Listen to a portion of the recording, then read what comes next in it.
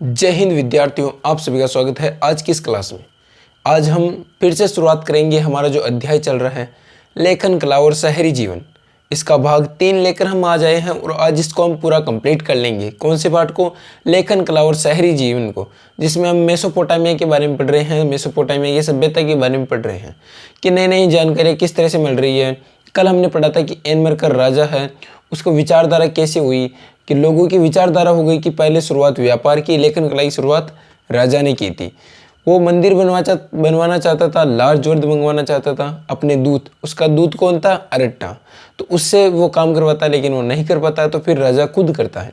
इस तरह से हमने कुछ जानकारियाँ पिछले वीडियो में, पिछली कक्षाओं में पढ़ी थी। अगर आपने वो नहीं देखी है तो चैनल पर जाके आपको देखिए, वहाँ पर आपको उपलब्ध मिल जाएगी। अब देखिए किस तरह से हम आज की इस पार्ट की शुरुआत करते हैं। देखिए कि आज इस क्लास में पूरा ख़त्म करेंगे, शहरी जीवन के बारे में चर्चा कर लेंगे। कुछ 3-4 ऐसे टॉपिक महत्वपूर्ण बिंदु रह चुके हैं जो आपका पार्ट है, फिर ख़त्म हो जाएगा। तो चलिए शुरुआत करते हैं आज की इस क्लास को। अब देखिए शहरी जीवन, हम बात करेंगे शहरी जीवन में कि वहाँ का शहरी जीवन कैसे था मेसोपोटामिया का। अब सामाजिक व्यवस्था में, जैसे सामाजिक व्यवस्था तो उसमें उच्च वर्ग, जैसे 3 वर्ग बना रखे थे। उच्च वर्ग, सम्रांत वर्ग, इस तरह से वर्ग होते थे कि जैसे उच्च वर्ग में रहेंगे कुलीन वर्ग, पादरी वर्ग, जैसे निम्न वर्ग, इस तरह से 3 वर्ग के थे। तो जो सामाजिक व्यवस्था थी वो उच्च वर्ग, सम्रांत वर्ग, इनमें क्या सबसे ज़्यादा इनका उद्भव हो रखा था वहाँ पर। फिर देखो जैसे उच्च वर्ग, सम्रांत वर्ग, एक ही बात है।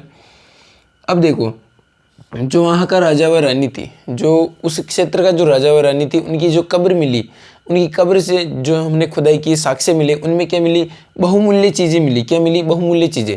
अब इससे क्या मतलब है कि जैसे इससे ये मतलब है कि जो पुनर्जन्म पर विश्वास करते थे, कि जैसे राजा और रानी मर चुके हैं, उनकी कब्र पे बहुमूल्य चीज़ें रख देते थे कि इनका पुनर्जन्म होगा, फिर ये इन वस्तुओं को वापस उपयोग में लेंगे। इस तरह से वो पुनर्जन्म में विश्वास रखते थे। फिर देखिए क्या है कि परिवार कैसा होता था। परिवार, वो एकल परिवार को मानते थे, यानी एकल परिवार रहता था। पिता उसका मुख्य होता था और जो नववधु होती थी उसको सांस लेने को जाती थी। फिर पुत्र पिता का घर, पशुधन वो संभालता था और खेत संभालता था। उसी तरह से अब देखिए, ये तो हमने बात कर ली कि शहरी जीवन किस तरह से था, कि एकल परिवार में विश्वास करते थे, इस तरह से परिवार था। अब है पशुचारक, यानी ये जो पशुओं को चरवाने वाले। पशुचारक क्षेत्र में एक किसान, यानी एक व्यापारिक नगर। किस तरह से व्यापारिक नगर हुआ? 2500 ईस्वी पूर्व, यानी ईस्वी पूर्व की हमने बहुत अच्छी तरीके से चर्चा कर रखी है कि जैसे ये ईसा मसीह का जन्म है, इससे पहले के जो सन आएंगे वो ईस्वी पूर्व में आएंगे और इसके बाद के ईस्वी में आएंगे। अब देखिए 2500 ईस्वी पूर्व के बाद एक शहर का नाम है मारीनगर। कौन सा? मारीनगर। मारीनगर शाही राजधानी बन चुकी थी। वहाँ की शाही राजधानी कौन सी थी? मारीनगर, जो कि प्रात नदी, मेसोपोटामिया की 2 मुख्य नदियां हैं, दजला और परात। कौन सी? दजला और परात। तो प्रात नदी की उदर धारा पर स्थित, यानी कि उसके किनारे पर स्थित था। कि जैसे बहुत सारे शहर, मुंबई है, इस तरह के नदियों के किनारे, समुद्रों के किनारे स्थित है, उसी तरह से मारीनगर भी स्थित था, जो परात नदी के उदर धारा पर स्थित था। अब देखिए किसान व पशुचारक, इनके बीच क्या होता है कि किसान होते हैं जो कृषि करते हैं और पशुचारक जो पशु चराते हैं, इनमें क्या है कि झगड़ा होता है। किसान व गडेरियों में बहुत बार, कई बार क्या होते हैं? झगड़े होते हैं। अब क्यों होते हैं? जैसे किसान कोई खेती कर रहे हैं तो गडेरिये आते हैं, उनके खेत में चरा के ले जाते हैं, इसी तरह सारी फसल बर्बाद कर देते हैं। तो इनमें कई बार झगड़े होते थे।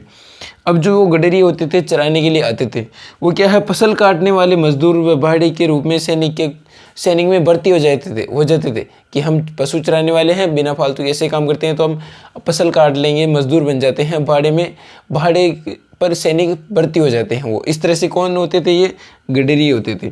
अब देखो खानाबदोश शब्द क्या होता है? खानाबदोश का मतलब जैसे कोई घुमक्कड़ जाति होती है, जैसे घुमक्कड़ घूमते रहते हैं, जैसे गरडुलिया, लुहार, इस तरह से जो घूमते रहते हैं। जैसे खानाबदोश का मतलब होता है घुमक्कड़ जाति स्थायी नहीं रहती है एक जगह से अलग अलग जगह पर। जैसे यायावर कहते हैं उनको, यायावर।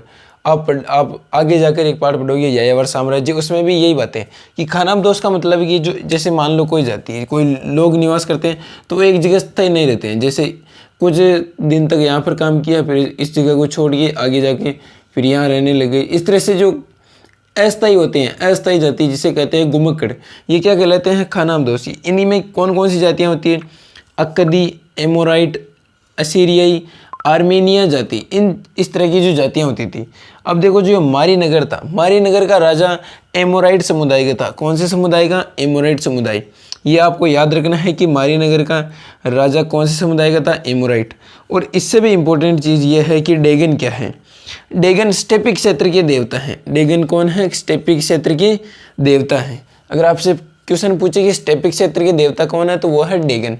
अब देखो मेसोपोटामिया संस्कृति में शहरों का महत्व क्या था, कि जो मेसोपोटामिया संस्कृति है इसमें शहरों का क्या महत्व था, किस तरह से शहरी जीवन होता था, उसका महत्व क्या था।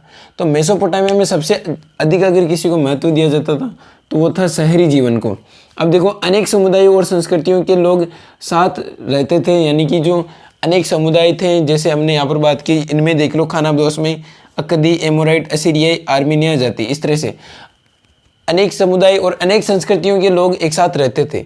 उनमें कोई भेदभाव नहीं होता था, यानी कि कोई विवाद नहीं होता था, एक साथ रहते थे। फिर जैसे देखो महाकाव्य, एक महाकाव्य हम गिलगेमिस महाकाव्य, इसमें 12 पट्टी के ये जो महाकाव्य है, कौन सा, गिलगेमिस महाकाव्य, ये काव्य 12 पट्टिकाओं पर है। कितनी पट्टिकाओं पर, 12 पर। आपसे पूछ ले कि गिलगेमिस महाकाव्य कितनी पट्टिका पर, तो वह है 12 जो पट्टिकाएं हैं उस पर है। महाकाव्य की और काव्य के बारे में हमने आपको अच्छे तरीके से बता दिया है कि एक विशेष हो जिस पे कोई विशेष फोकस दिया हो। जैसे मान लो कि ये कोई सर्कल है, इसके अंदर ये बिंदु है, तो ये अगर इस बिंदु पर विशेष फोकस दिया जाए, जैसे मान लो कि महाभारत है उसमें अभिमन्यु पर ज़्यादा फोकस दिया जा रहा है तो एक काव्य हो गया। यानी अभिमन्यु के बारे में जो ज़्यादा चर्चा हो रही है तो वो क्या है, काव्य। और एक पूरे पर पूरा विवरण हो रहा है, जैसे महाभारत पूरी पढ़ी जा रही है तो वो क्या है, महाकाव्य। अब देखो लेखन कला की देन, लेखन कला की देन, अब मेसोपोटामिया है उसको लेखन कला की दुनिया की सबसे बड़ी देन माना जाता है। किसे माना जाता है, मेसोपोटामिया को। लेखन कला की सबसे बड़ी देन कौन है, मेसोपोटामिया है, क्योंकि यहीं से शुरुआत हुआ था लेखन की। किलाक्सर हमने पढ़ा था, सुमेरियन, अक्कदी भाषा, इस तरह की नई नई भाषाएं आई थी। 5000 सूचियाँ मिली, पहली पट्टिका 3200 ईस्वी पूर्व मिली, इस तरह से हमने चर्चा की थी। अब देखो मेसोपोटामिया को लेखन कला की दुनिया की सबसे बड़ी देन माना जाता है और विविधतापूर्ण परंपरा में इसमें काल गणना हुई, किस तरह से समय की गणना की गई, गणित के बारे में खोज की गई। 1800 ईस्वी पूर्व में कुछ पट्टिकाएं इस तरह की मिली कि किस तरह से खोज हो रही है। और इसमें खगोल शास्त्र, जो खगोल होते हैं, जो ऊपर होते हैं ब्रह्मांड, उसके बारे में रिसर्च की गई, उनके बारे में खोज की गई। सबसे पहले खोज कहाँ की गई, मेसोपोटामिया में। तो इस तरह से था हमारा ये लेखन कला और शहरी जीवन जो हमने बहुत ही अच्छे तरीके से 3 पार्ट में कंप्लीट किया। आज हमने पढ़ा, क्या पढ़ा, कि शहरी जीवन किस तरह से होता था, जिसमें सामाजिक व्यवस्था क्या थी, राजा रानी कब्र में बहुमूल्य चीज़ें मिलती थी, परिवार कैसे थे, एकल थे, पिता मुख्य होता था, नववधु को सांस लेने जाती, और पुत्र क्या करता, पिता का घर, पशुधन और खेती। इसी तरह से पशुचारक के क्षेत्र में एक व्यापारिक नगर जो मारी नगर बहुत ही अच्छी तरीके से विकसित हुआ 2500 ईस्वी पूर्व में। इसकी शाही राजधानी बनी है और प्रात नदी की उधर उधारा पर स्थित था। फिर किसान और पशुचारक, जिसमें झगड़ा होता था किसान व गडेरिये में। गडेरिये क्या करते, फिर फसल काटने वाले मजदूर बन जाते या फिर बाड़े के सैनिक बन जाते। उसी तरह से खानाबदोश के बारे में चर्चा की गई। अक्कदी, एमोराइट इस तरह की जातियों के होते थे और मारी नगर का राजा भी एक एमोराइट समुदाय का था। उसी तरह से डेगन एक क्या है, स्टेपिक क्षेत्र का देवता था। फिर मेसोपोटामिया में संस्कृति, शहरों का महत्व क्या था, तो महत्व शहरी जीवन को दिया जाता था। अनेक समुदाय संस्कृतियों के लोग साथ रहते थे। और महाकाव्य, गिलगेमिस महाकाव्य, इसमें ये 12 पट्टिका पर मिलता है। और इसमें जो वो राजा था एनमरकर, उसकी जानकारी भी हमें गिलगेमिस महाकाव्य में मिलती है। अब देखो लेखन कला की देन, मेसोपोटामिया की दुनिया की सबसे बड़ी देन है। विविधतापूर्ण में काल गणना की शुरुआत की गई और गणित के बारे में खोज की। 1800 ईस्वी पूर्व में कुछ पट्टिकाएं मिली, खगोल शास्त्र के बारे में खोज की। ये सब जानकारी हमारी कहाँ से मिलती है, मेसोपोटामिया। तो इस तरह से हमने लेखन कला और शहरी जीवन को कंप्लीट कर लिया है। तो हमारा अध्याय 1 लेखन कला और शहरी जीवन कंप्लीट हो गया। बहुत ही अच्छे तरीके से शॉर्ट नोट्स के माध्यम से समझने का प्रयास किया। मैं चाहता तो ये पूरा जो 3 हमने भाग लिए इसको एक भाग में कंप्लीट कर सकता था, लेकिन वीडियो थोड़ी बड़ी हो जाती, इसलिए ये इस तरह को 3 भागों में बांटकर आपको छोटे छोटे तरीके से समझाने की कोशिश की है। आई होप ये क्लासें आपको समझ में आई होगी। अगर आई है तो बहुत ही अच्छी तरीके से आप हमारा सहयोग कीजिए। हम भी इसी तरीके से नए नए चैप्टर आपको हो सके जहाँ तक कंप्लीट करवाने का पूरा प्रयास करेंगे, ताकि आप परीक्षा में बहुत ही अच्छे तरीके से लिख के अपने दिमाग को भी और आगे विकसित कर सकते हो। तो तब तक के लिए स्वस्थ रहिए, मस्त रहिए, पढ़ते रहिए। धन्यवाद।